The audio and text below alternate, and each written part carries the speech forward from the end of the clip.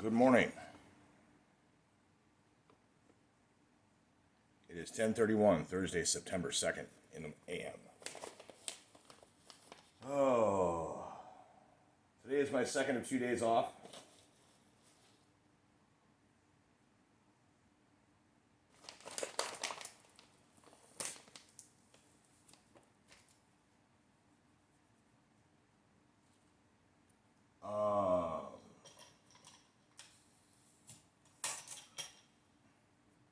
I have a number of thoughts, none of which are quite complete.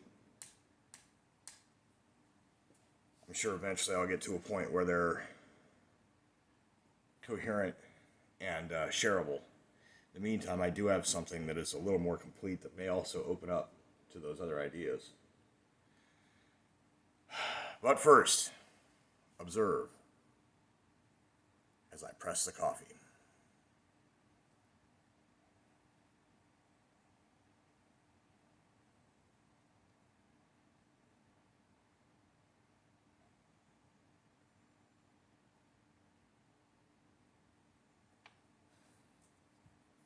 So, what I'm going to do is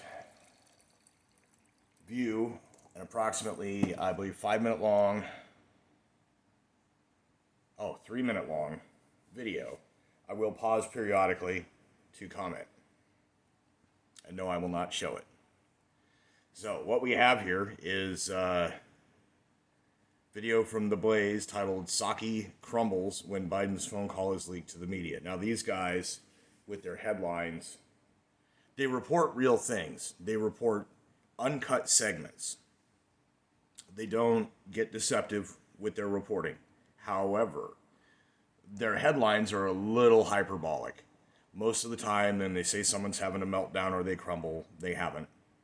Both sides do this. It's just a thing. So you take it with a grain of salt. So,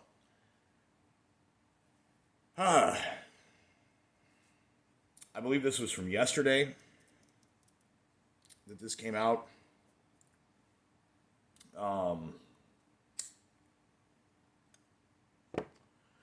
want to say in advance, this is what some of you voted for. This, what we're going to listen to, and what I'm going to explain, is what some of you thought was better than what we already had. That this would be leadership. That what you're about to hear would be the honorable and dignified and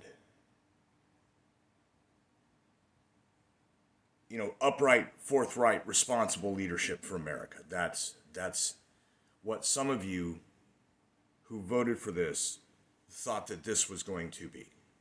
Now, I don't know where anyone got that idea. We're going to have mention of a thing here on this video which refers to except for anyone else who is paying attention.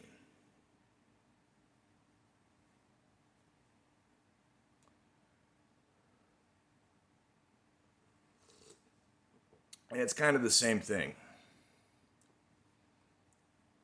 There can be no surprised Pikachu. There can be no, if only someone had warned us. There can be no, but we didn't know. You did know. You were warned. You didn't listen.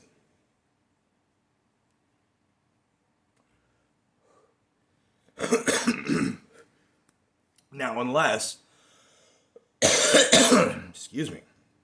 unless you're willing to discuss and accept and approach the possibility that the previous election was not on the up and up.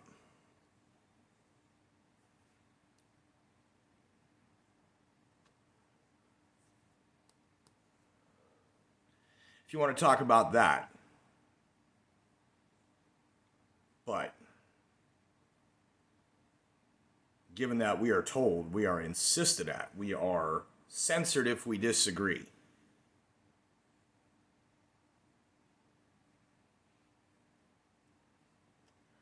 What we are about to witness is just a snapshot. It's just a tiny little slice of life out of everything that's been going on.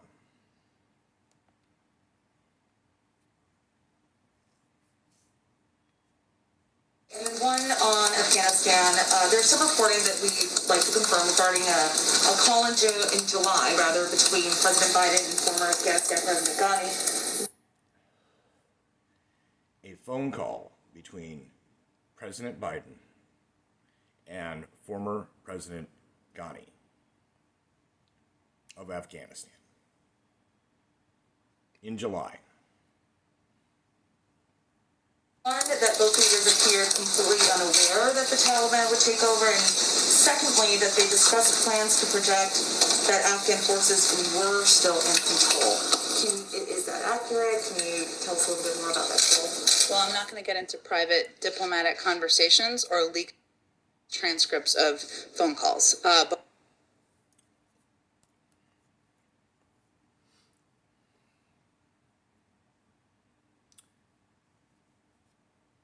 So, first point.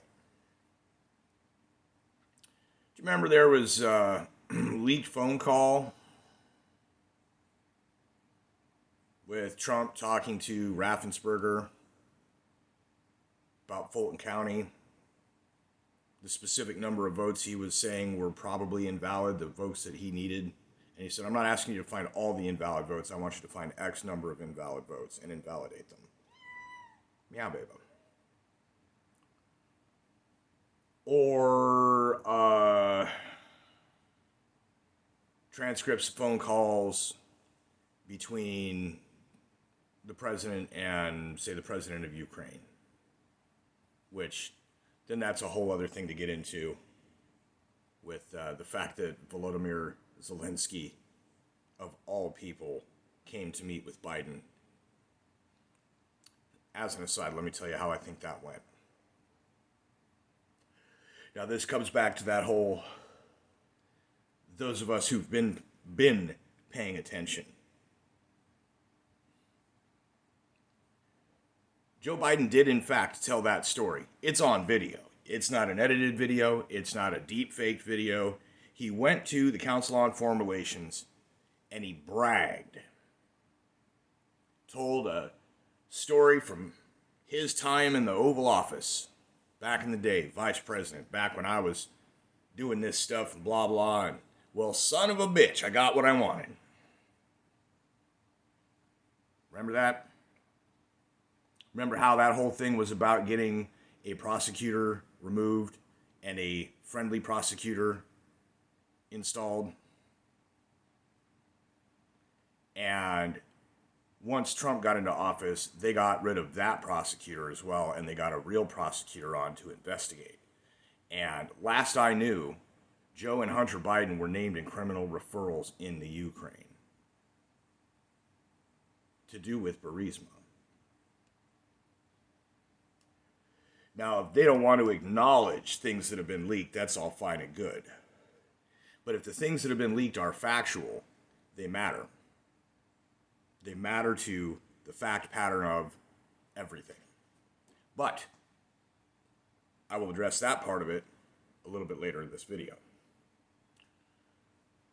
So Biden meets with Zelensky. Zelensky was a stand-up comic who ran on an anti-corruption platform. So imagine if Jon Stewart ran for president on Draining the Swamp and got elected and promptly got used by foreign governments.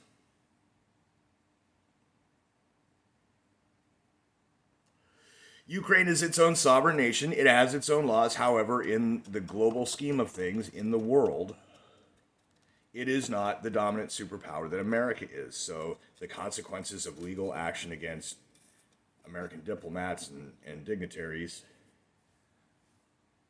would not be the same as if we had charges against someone from that country. However, in this meeting I can guarantee what happened regardless. Biden says, I don't care what you got, drop the charges, or you don't get the money. Whatever the government wants Ukraine to do, whatever they told me to say, do that, or you don't get the money. Guarantee that's how that went. All right, back to this video. But what I can reiterate for you is that we have stated many times that no one anticipated the vast majority. Except for those who were already paying attention. Nobody, except the folks paying attention, could have anticipated. I should say there may have been individuals and agencies, so I don't want to eliminate that option. But our national security team and no one in Congress, or I would say most people. What do they call that? The Gang of Eight? Or the Nine or whatever? However many there are.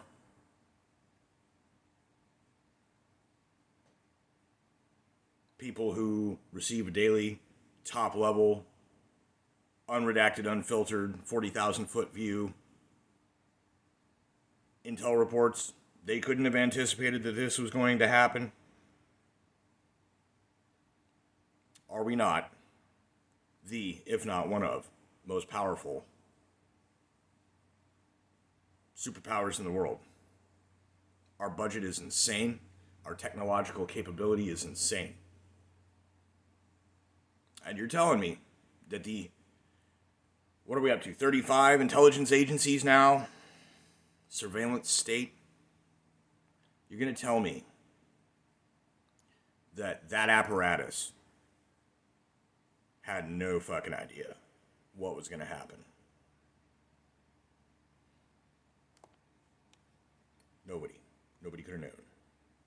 Out in the public anticipated that the Taliban would be able to take over the country as quickly as they did, or that the Afghan national security.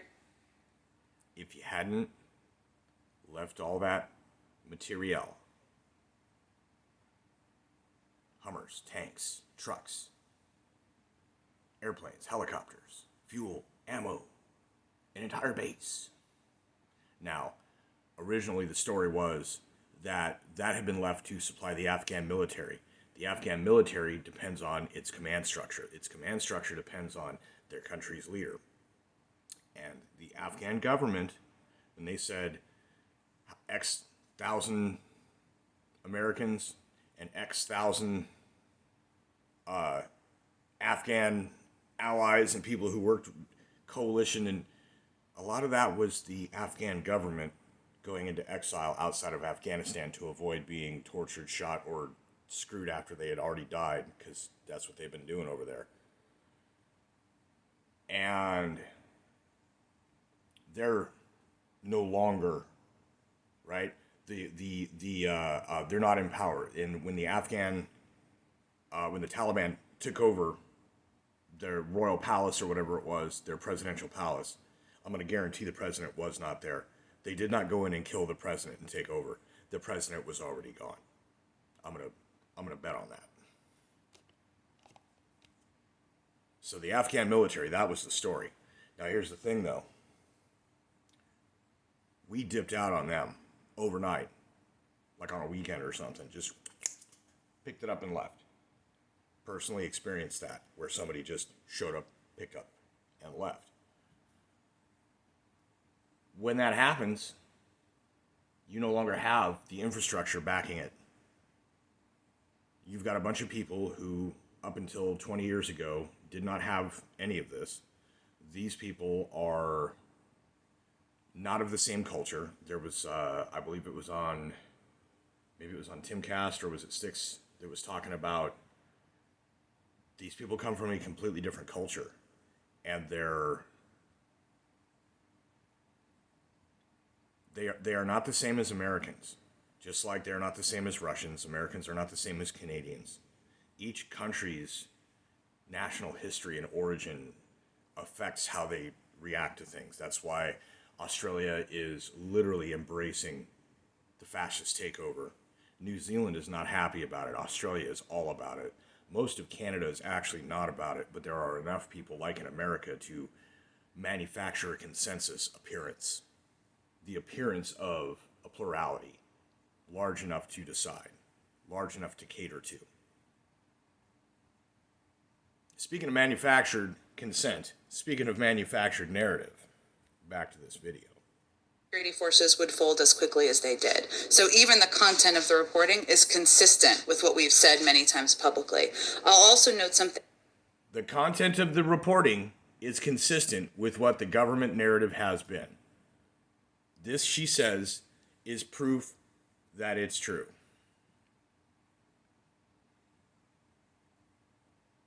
But we already know the government is deeply involved at present. This isn't just, well, we could prove that Operation Mockingbird happened because there was a Senate thing in the 1970s. That is true, by the way. But what is also true is that this administration has openly, this woman who you're listening to, Jen Psaki, has stated publicly, officially, from this podium, that they have been in direct contact with social media platforms to tell them who to block. They themselves have worked directly, with the mainstream media to get their story straight, as it were, so that everything follows the same narrative. They are in lockstep. This is inverted totalitarianism. This is crypto-fascism. She says, because we are in lockstep, what we're saying is true. They agree with us, therefore what we're saying is true. It's kind of like what Jacinda Ardern in New Zealand had said. There was a video Ed from the Outer Light had made that was addressing this, and that she flat out stated, we are the truth, and we need you to disregard everything that anyone else says. If it doesn't come from us, it is not the truth. It is a horrifying, horrifying thing for the government to say. Because the government is just made up of people. People are susceptible to corruption, as well as not just financial corruption, but the corruption that comes with power. And as they seize more power and they approach what they consider to be absolute power, they near the proverbial absolute corruption.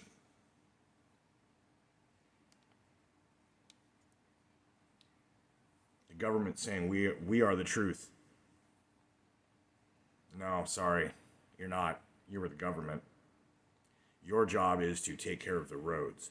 Your job is to manage the tax money that comes in effectively to budget for the rest of the country, so that infrastructure, things like roads, utilities, communications, are functional. That the basic assistant programs, whatever we have on the books or whatever at any given time a given government has, is to distribute that and to manage that. That is governance. Governance is not controlling the people, especially in a country like America, where the founding principles are freedom, limited government.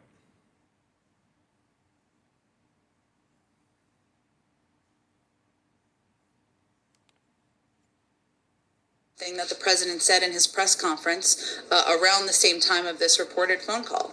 The Afghan government and leadership has to come together. They clearly have the capacity to sustain the government in place. The question is, will they generate the kind of cohesion to do it? And what the president conveyed publicly, and certainly privately as well, repeatedly to Afghan leaders, as did our national security officials, is that it's important that the leaders in Afghanistan do exactly that, lead, and show the country that they are ready to continue to the fight.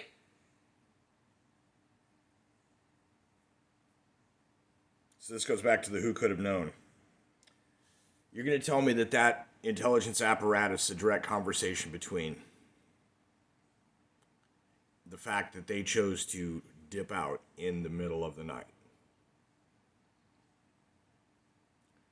You're going to tell me that nobody had a clue that the Afghan government was going to go out the door immediately after the military.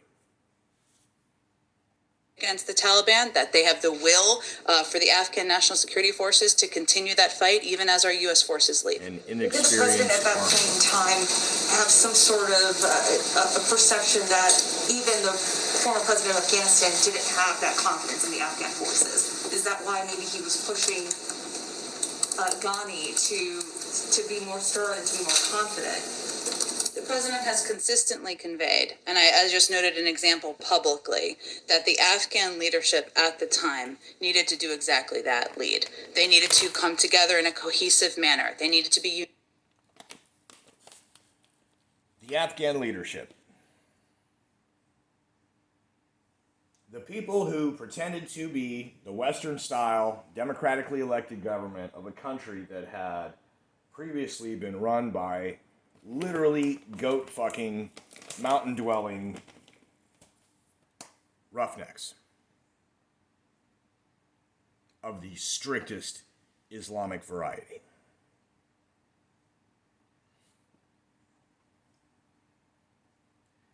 And you thought that having a Western-style government would just make it work? No.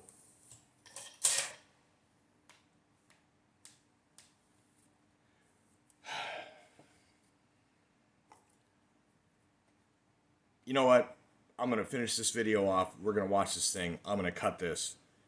And then I'm going to start a second video. And I'm going to put the rest of the rant on that. How's that? So we can get through this entire video. United. They needed to show the country and the Afghan people they were going to fight and they were going to lead through this transition, even as U.S. forces left. That is entirely consistent with what he has said publicly throughout. I just want to put a pin in that report. Was the president in any way pushing a false narrative in that call with the Afghan president? I think it's pretty clear. Again, I'm not going to go into details of a private... I think it's pretty clear. I think it's pretty clear too. Yes, he was. He definitely was. He was pushing a false narrative. One of the things in the call was that he said he needed the leader of the Afghan forces to convince everyone in Afghanistan that we were winning as we were withdrawing. And I think it was Elijah Schaffer on Timcast that put it that we were winning and he surrendered when we were winning. Conversation. But what we saw over the course of the last few months is a collapse in leadership. And that was happening even before Ghani left the country. What the president has conveyed repeatedly, privately, and publicly is you need to stand up and lead your country. And that's something he said at a press conference in July in public forum as well. Go.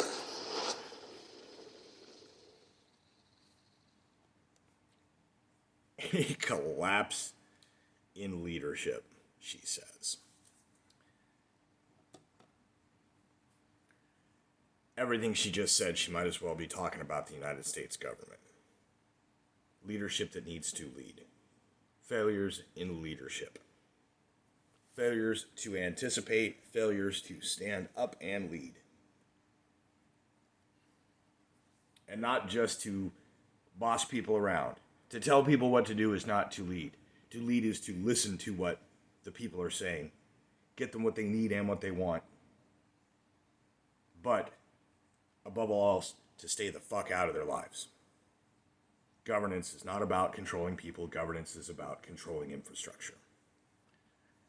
I'm going to end it here. Rant incoming.